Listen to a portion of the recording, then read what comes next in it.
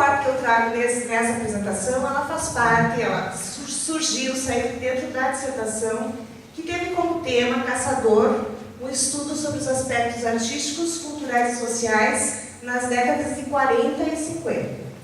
Então, essa pesquisa percorreu, entre outras coisas, o arquivo público, o qual acomoda os locais, os jornais desses períodos, e que foram tão ricos, tão valiosos, tão expressivos para todo o desenvolvimento dessa pesquisa. Então, eu resolvi fazer esse recorte devido a essa importância que esse espaço e esse elemento material, que eu trago aqui como dois locais de memória. Um está contido no outro. Visual, né? Eu sou, desculpe, acima de tudo, antes de qualquer coisa, eu tenho formação em artes visuais, então essa questão de relação para mostrar, de onde vem, de onde surge, e a questão geográfica, né? Acho que é importante a gente localizar esse município dentro do estado de Santa Catarina, então lá em vermelho, e esse caminho também, né? Quando eu fiz de Caçador até Joinville, né? Durante o período do mestrado, então acho que é importante assim, esse sobrevoo, né? Dentro desse espaço geográfico. Então,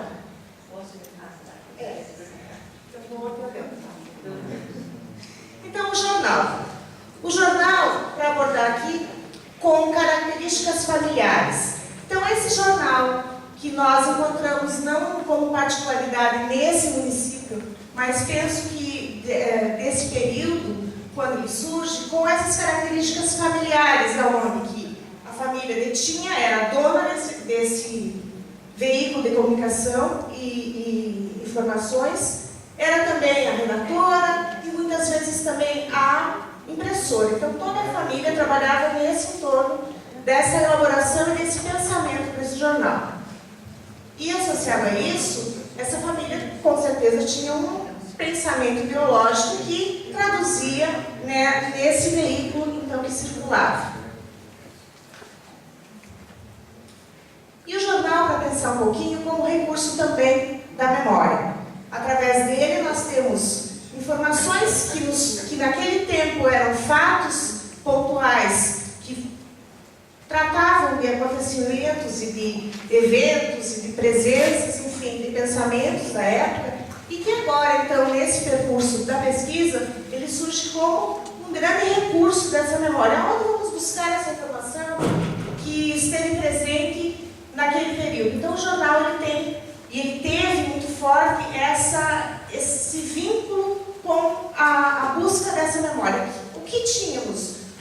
O que acontecia? O que aconteceu, melhor dizendo, nesses períodos? Então, o jornal foi um grande ponto para que a memória pudesse ser trazida à tona e buscada, através das informações contidas lá, muitas vezes nomes, pessoas-chave para que as entrevistas pudessem ser realizadas.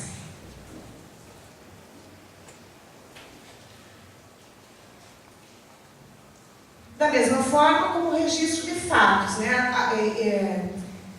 A característica de ser pontual. Então, vamos registrar tal fato, vai ter esse e esse ponto. Então, os fatos eram muito pontuais nesse sentido. E como marca ideológica, então a questão da diagramação, como que era concebido e pensado em termos de diagramação, o conteúdo dessas matérias e os anúncios que foram, de certa forma, assim, muito reveladores também, né? Nesses anúncios a gente podia também podemos perceber como que se dava essa relação da pessoa que pensava o jornal com essa comunidade, com essa sociedade.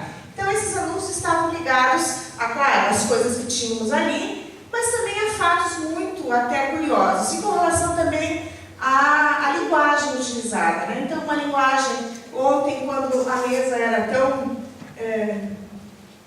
intensa com relação a esse tema, né, a questão jornalística, aí eu fiquei lembrando, né, como que a gente como que encontramos esses escritos nesses períodos de 40 e 50. Não quero me sobrepor aqui e falar de jornalismo, que não é uma coisa coisas que eu não domino, mas assim, essa relação da linguagem realmente era muito diferente, né? Muito poética, muito romântica, que buscava uma relação muito diferente. Acho que tem mais um item. Então, e também esse jornal como presentificação do passado. E aí, para trazer essa palavra presentificação, que nós temos em Chauí, que nós trazemos, então, que essa palavra memória, ela usa como uma atualização do passado ou uma presentificação do passado. E é também o registro do presente para que permaneça como lembrança. Então, o fato de trazer aquilo que está no tempo para o tempo presente vai tornar aquilo algo do presente com uma característica da memória contida naquele tempo. E aqui algumas imagens, então, desse jornal que se chamava A Imprensa, e a primeira edição, encontrada no arquivo, ela data de 25 de janeiro de 48. Ele começou em Caçador em 39, então ele surge em Porto União e aí se transfere com a família para Caçador, mas a edição mais antiga é de 48. Ah, é verdade, né? Do lado direito temos ali o Tecido do Caçador em 19 de fevereiro de 1939. Isso, em 20, né? E o outro jornal que surge, então, em 1950, na primeira edição de 23 de abril desse ano, o Jornal de Caçador. Interessante que ele traz como, até um contraponto, talvez, jornal independente, social e informativo. Então, ele não era só uma coisa e que ele se tornava independente de qualquer concepção, porém ele trazia o social e a informação. Né? E o hebdomadário, né? A periodicidade com que ele era editado. Então, eles eram semanais, ambos. O epígrafe dedicado ao interesse no ensino do Estado. Exatamente. Então, aí a gente pode perceber claramente a questão ideológica mesmo e que não é diferente passando-se os anos. Pode mudar, por favor. Aqui, normal, né? Mas enfim. Eu quis trazer um recorte que fala sobre a necrologia. Então, eles traziam as pessoas que morriam e chamavam isso de necrologia, né? Então, aí já dá para perceber uma grande diferença, né? Após pertinaz enfermidade em que foram baldados todos os esforços médicos e tal, e tal, e tal, e tal. Então, essa linguagem chama muita atenção para esse tempo em que foi foco da pesquisa. Ao lado, aqui na direita, um anúncio publicitário dos fotos Boni Beers, que eram dois locais, eram locais distintos, e que aqui eles trazem uma publicidade juntos, né? Os dois melhores ateliês fotográficos da linha Sul. Então, era uma união muito forte, né, em torno dessa marca aí. Venda de material referente ao ramo das melhores marcas e etc. Então, as preferidas da cidade, quer dizer, as únicas que tinham, né? Mas eram as preferidas. E aqui uma loja de tecidos e confecções, onde todos compram. De repente, assim, na verdade, era a única, né? Então, todos compravam lá, de fato. Quem estava ali, quem não viajava a outro município, comprava ali. E os anúncios do cinema, que foi uma outra abordagem muito forte e muito presente, tanto no jornal, que esses anúncios estavam sempre recorrentes, e as entrevistas revelaram muito sobre essa força e essa possibilidade do cinema. Então, até com uma audaciosa presença de uma imagem, né, na imagem da direita, do filme Cristóvão Colombo, e o épico E o Vento Levou, que ele traz, dentre muitas curiosidades, o fato de ser no dia 2 de maio, às 22 horas. Pense que horas que as pessoas, a que horas pessoas desse dia dessa sessão foram para casa. Tá? Isso em 51, isso num local, numa cidade que tinha uma população, né, restrita e que, no fundo, o cinema era o grande mote.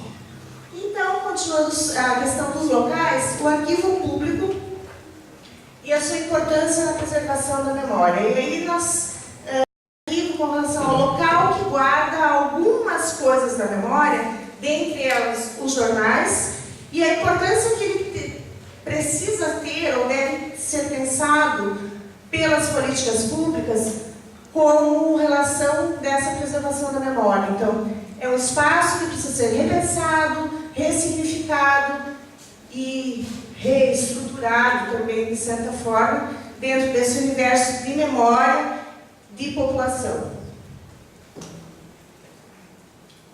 E a importância que precisa haver, então, o que foi ponto nessa pesquisa, a articulação entre arquivo, material e pesquisador.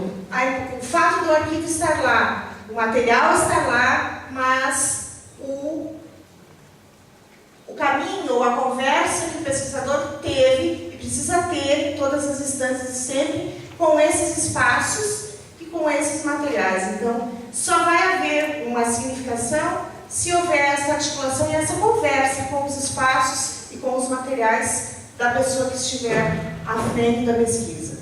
Agora, também o pesquisador sozinho, sem o local e sem o material, também não existe, né? Então, são três coisas que são importantes acontecer. Por isso que a gente traz aqui, então, a questão da ressignificação do arquivo. Isso não é uma particularidade desse município, né? Nós percebemos, e através de algumas investigações, que os arquivos públicos, ou chamados em alguns locais arquivos históricos, enfim, eles carecem de muitas questões, principalmente de local apropriado, de pessoa específica para trabalhar. Então, essas questões foram levantadas. Mas a existência deles, precária ou não, demonstra uma certa preocupação. Porém, há que se pensar em uma maneira de trazê-lo de uma forma mais eficaz nesse universo dessa comunidade. E aí, agregado a isso, pensamos nas políticas públicas para o arquivamento. E aí, no fundo, aqui, esses pontos que eu elenquei aqui, no fundo, são provocações, né? Porque, como eu disse antes, não são peculiaridades só desse município, penso eu. Então, de repente, cada um de vocês pode fazer essa reflexão dentro daquilo que existe lá no seu espaço específico, como é que isso acontece, e pensar, de fato, nessa questão das políticas públicas de memória, de patrimônio e, consequentemente, de arquivamento. E aí, para ilustrar, né, finalmente, como era essa cidade em 1950, sob o ponto de vista de um morro, em que, ao fundo, nós vemos a igreja, uma igreja, duas, na verdade, né? Então, a da direita é uma igreja de madeira, a primeira que foi construída, e à esquerda já temos a edificação da nova catedral, no caso chamada, então. E em 2010. Então, mais ou menos buscando o mesmo ponto de vista de onde foi tirada a fotografia em 1950, para estabelecer essa relação de espaço-tempo e o que acontece, né? O que tínhamos, o que temos hoje, e o que avançamos, e o que nós queremos saber ainda desse tempo, e que é importante para esse tempo de agora, e que precisa estar presente, né, no cotidiano de cada um e na prática, né, realmente, e que as memórias precisam estar sendo retomadas para que as coisas façam sentido e adquiram um novo significado nos dias de hoje. Era isso, obrigada.